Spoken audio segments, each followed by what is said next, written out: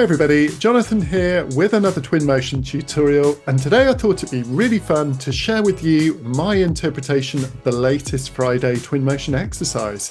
So the Twinmotion community have been doing these exercises for a little while. They're a really great way for you to kind of develop your skills, have a bit of fun, and just not take the project too seriously. So I really hope you enjoy the content. Make sure you watch to the end because we've got some really amazing results that will blow you away within the time available. And I look forward to seeing you join the channel if you're new around here. Thanks for watching everybody, enjoy. So let's get started with this new tutorial for Twinmotion. Now if you go to Twitter, you'll find the latest post was the Twinmotion Friday exercise on the 2nd of 23. And this is a really nice model by Mark Gaglian. And it looks like he's donated this for us to do this wonderful project. So I've just downloaded the file. And basically, I'm going to go ahead and start working on the project. So the very first thing that I'm going to do is open my Twinmotion and import the model for the Friday exercise. Now you can see it comes in. Let's have a quick look around, and it's a really nice little model. There's a cool car park and a really nice little urban park sort of based around this lake here.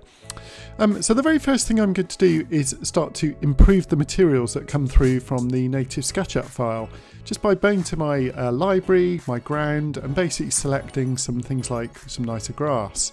Now I also thought it'd be really fun on my particular project here, so I decided I'd bring in one of the previous Friday exercises, and this is a really nice model by Arthur Yosefov.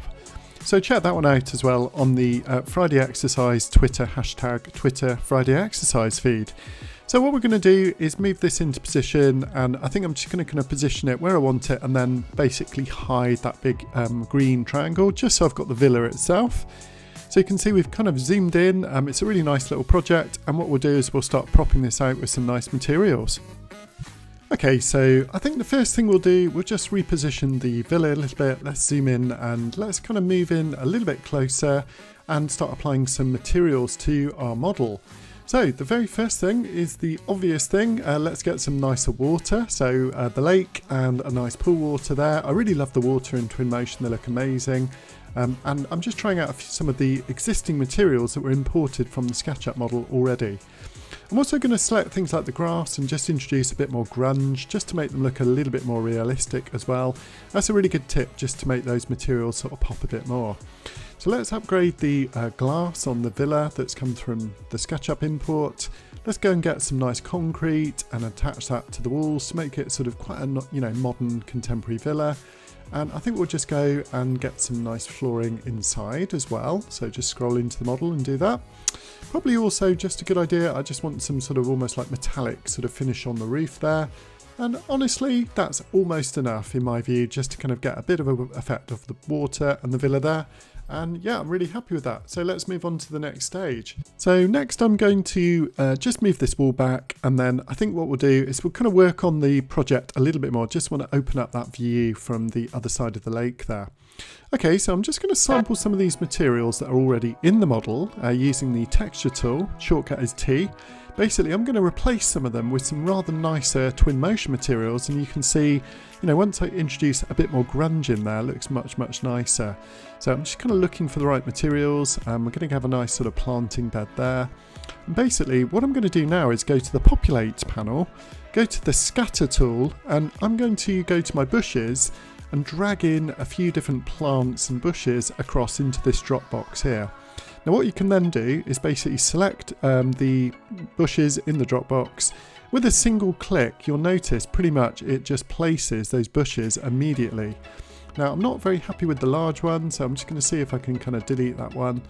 Sometimes it's a little bit hard to identify which one is the right one to delete. So there we go, you can see I've deleted the oversized one. So now I can carry on basically with my scatter tool, and basically let's do a slightly different type of scatter this time. Just going to drag in some grass, maybe a couple of clovers, and I think that's probably enough.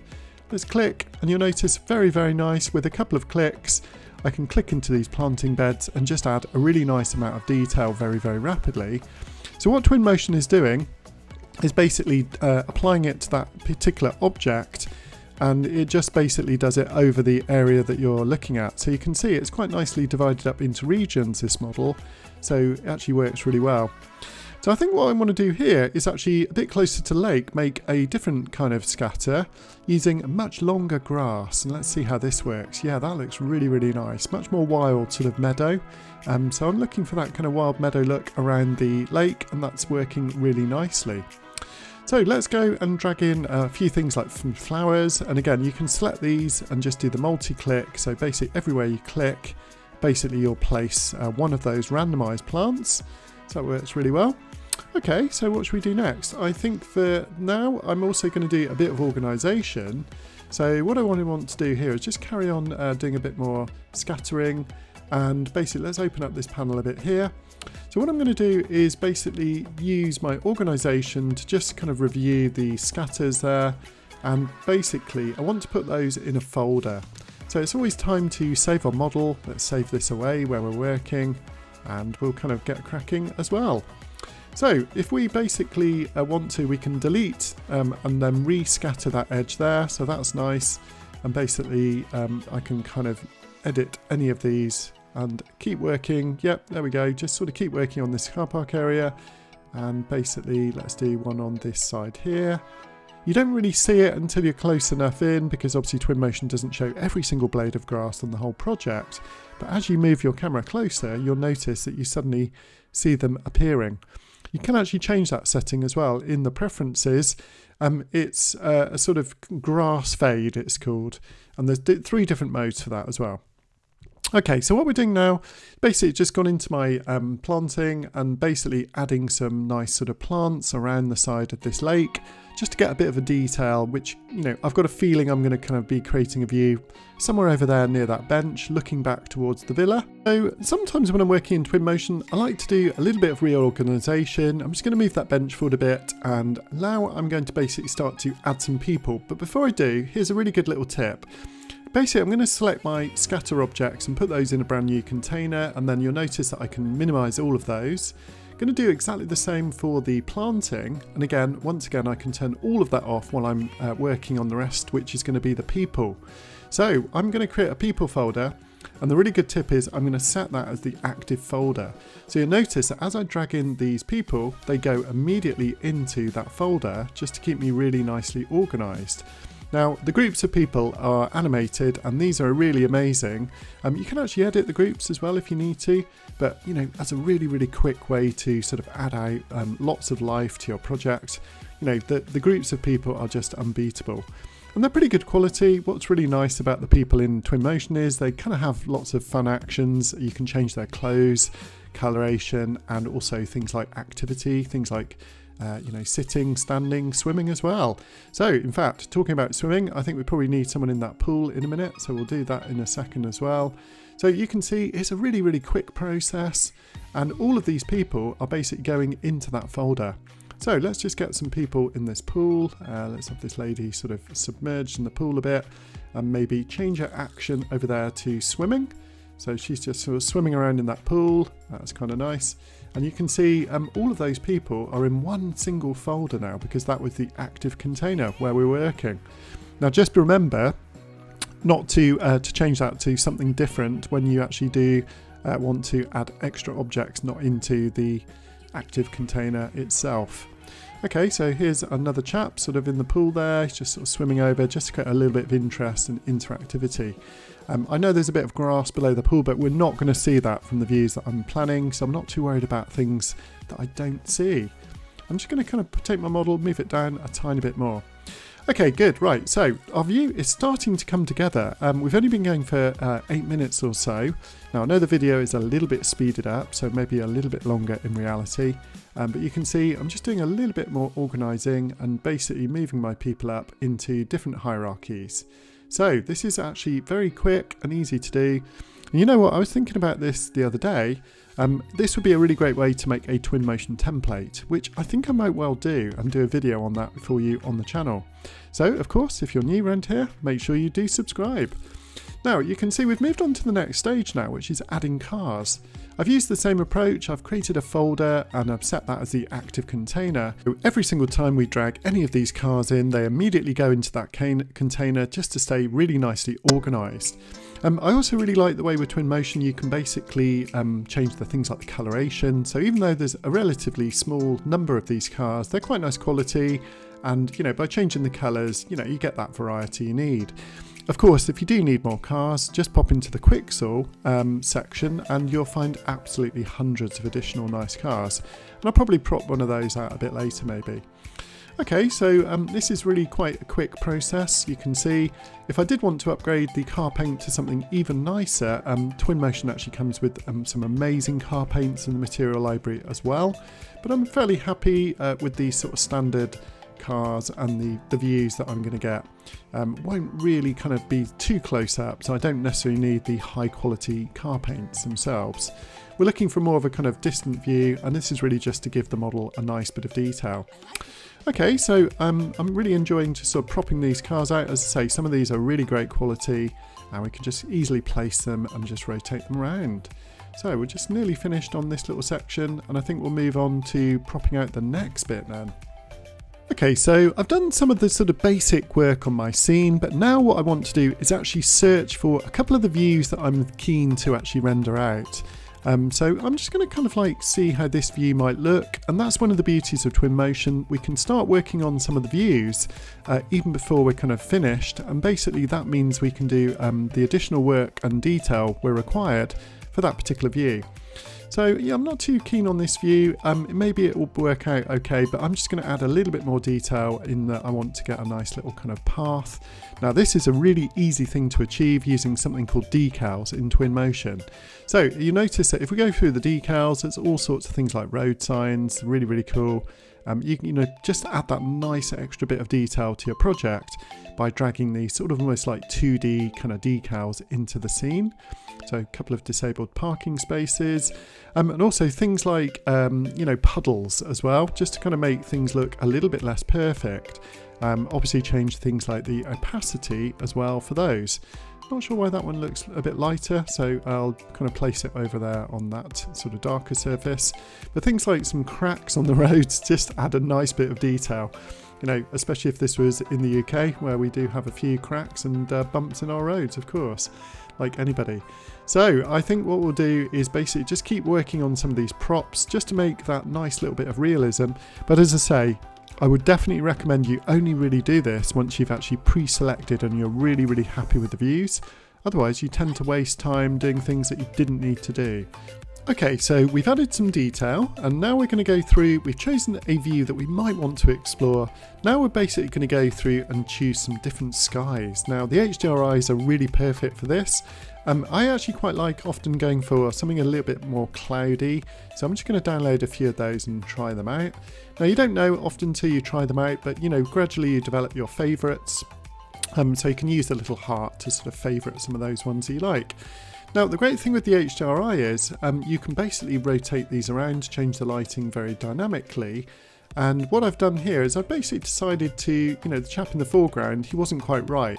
So now what I'm doing is basically making another set of people, if you like, dragging in people. But you notice that these, for still images, I often like the posed people because these are really, really high quality and they're not animated. But I think for still visuals, these definitely work extremely well. And you can still rotate them, but the kind of quality level is right up there. So I'll make a little folder called still people. Let's put them in there, and then I can hide them away as required. Now I'm going to go through and do a bit of rotation of that HDRI, and look how easy it is with Twinmotion to search for the perfect time and lighting. Now that is definitely quite a dramatic image, but the lighting is kind of looking a bit extreme. So what I've done here is turned on the weather function, and I've just basically gone a little bit post-rain. So just beyond the cloud, it's starting to get sunny again. You get those lovely reflections of the water. And one of the really nice functions in the new Twinmotion is the fact you have a huge amount of control over the surface and the rain. So basically you can really, really tune up how sort of rainy it looks on different surfaces. So I think what we'll do, we'll go over and search for the other view that I was thinking of doing right from the beginning, which is kind of from this bench here. And we'll set this up as another view. Let's basically search through and just kind of change things like the HDRI and the surfaces just to see if we can get a nicer time of day. Okay, so we've got 3 images here. I'm now going to go back to my very first one, and you'll notice that I've opened up the media preview, which is a really nice function because what I've noticed is, you know, the backdrop to this scene looks just doesn't look interesting at all. So what I'm going to do is go to my vegetation paint tool this time from the populate panel and basically select a bunch of fir trees. Really, I fancy some nice sort of pines and things like this. Going to get my brush really big and just look how amazing this is in Twinmotion. I can literally just paint and spray forests. Now look at the media preview, not the main screen, and you can notice that the preview is updating dynamically as we're painting these things in. So that's the beauty of using that preview, that I can really see in the preview image what I'm doing while working in the main editor itself. So I think what we'll do is also just get the brush size down and just sort of put a couple of sort of smaller bits of trees in there. But it all really helps, like when I go to my preview, even in the preview I can pop that out full screen, and you'll notice that you have a couple of levels of quality as well. So I love that media preview. I think that's a superbly useful, and that scene suddenly has come alive. Look at the difference just by adding in that backdrop as well. So, you know, big sort of nice sort of forest in the background has made a big difference. So what I'm going to do is choose to render this image out at 8K. I think that's the sort of primary image I'm going to go for, but I'm going to keep working on this and exploring some of these other views and see if we can get a couple of really nice other views that I might well submit for the Friday exercise. But I hope you're enjoying the tutorial. Of course, if you are new around here, drop a like and a subscribe please. I'd love to see you join the channel. I've got lots more videos planned, and yeah, it'd be great to have you on board. Okay, so let's carry on searching for another view. Now maybe that would make a nice view, but the great thing is, a bit like a photographer, you know, you can kind of take lots of photos, you don't actually have to use them. So I'm going to add another one here. If you do want to drop the camera to say eye level, basically you can click M to get down to what they call pedestrian mode. So that will drop you down to eye level. Now I'm basically deleting some of those animated people and adding still people again in the foreground. As I said, the still people have really nice sort of levels of quality, and when you do those like really high res images, those are the ones you probably want in your still images. The animated ones are fantastic for the animations and the movement and the cameras, but there we go. So, as ever, I'm just going to go through and play around with the HDRI on this particular image, which I really like actually. I had a bit of a suspicion that this would be a nice image, and oh wow, with that new HDRI, look at the reflections on the water and those nice sort of long shadows, and that's looking really good. So, it's all about tweaking. When we get to this stage, I recommend you slow your camera down, do very small movements up and down, just search for that perfect perspective and that sort of perfect point of view. Play around with the focal length of your camera. By all means, play around with things like the chromatic aberration, sharpness and the vignetting as well. Those are the advanced sort of camera settings. And don't forget, the composition grid is really useful when you're trying to do this sort of fine image composition, just to kind of use things like the rule of thirds to make that look, you know, absolutely fantastic. So I'm really pleased with this image. It's coming on nicely. What I'm now going to do is duplicate the image and basically set one up using lumen and one using path tracing. So I really like duplicating the image so that I can actually play around with the different settings of the second image and essentially play around to get the settings I'm looking for. Now I'm working in path tracing, I'm working in low settings, so you can see it does update pretty fast. If I do want to get ready to do a final render, I'll pop it into high. But I'm really pleased with that sort of path traced image. It's got a nice level of quality to it. So let's go ahead and basically get those images set up ready for rendering. Now the great thing is with Twinmotion, as I say, just before you hit the render button, you probably want to take a final critical look at your image and say, well, is there anything else I can add into this image that will add a bit more detail? So for me, it's the nature. I really want to add a few birds here. I'm going to add maybe a couple of, like, you know, pigeons. Let's have a little kind of cat here, maybe hiding in the undergrowth, spying on those pigeons. I mean, I guess he could go over that side, but he's a bit close. Let's leave him there in the reeds by the lake there. Let's add a bit more sort of, you know, texture to the image by putting some things like dead leaves in as well. And of course, maybe a couple of rocks. The rocks in Twinmotion always look really nice. And there's different sizes that you can use. but you know, just kind of breaks up that sort of lake and just adds a bit more detail. But look, if things aren't right, like that one doesn't look right, let's delete it. You know, you've got to know when to stop. That's a really good tip actually. I think with Twinmotion it's so easy to add lots and lots of stuff. I'm definitely guilty of this myself. On earlier images I was working on, it's very easy to overdo them. So do bear that in mind and just get ready to know when to stop. So with a few final tweaks and things like the plants, I'm pretty happy with this image. I'm basically going to go through and put everything in its right folder, get it really organised out. In fact, I'm going to turn off the animated people for this particular still image. Just makes it look a little bit less populated. So in that case, I think I'll need to add a few more people of the still variety. So we'll have a lady sat there on the chair, and let's just get a few other people in the distance just for kind of context and a bit of interest in the background as well. You can see it's extremely quick, this part of the process. And if you do want to, you can multi-select. Let's get up in the air a bit. And basically every time you click, you get a randomized person wearing slightly different color clothes. It looks the same. So you get that nice bit of variety. Okay, good. So we've got a wonderful lumen image. We're nearly there. The final touches, as I say, I can't resist to just add a few more things like cracks, puddles, just a little bit of detail. It's pretty subtle, but it all adds detail into your image and just makes it visually interesting for the viewer. So I think I'm ready to start exporting. I'm going to do these two images at sort of 4K rather than the 8K before. I'm going to save them as JPEGs, and let's just go for it and click export.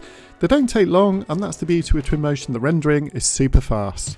So we'll just let that render away, and as ever at the end of the video I'm going to review all the final outputs and maybe a couple of animations that I've also set up for this project. I'm really pleased with these images. I mean, they didn't take that long to do, and it was certainly good fun, and I'm really glad to share my journey with you. And I do hope that you enjoy using Twinmotion. Don't forget you can also get the community edition if you can't afford to buy the software. If you can, please come to me. I sell it and I can teach and train all over the world for you as well. So everybody, I really hope you've enjoyed watching this video. It's been great fun to make, and I look forward to seeing you in the next one. Take care. Bye bye.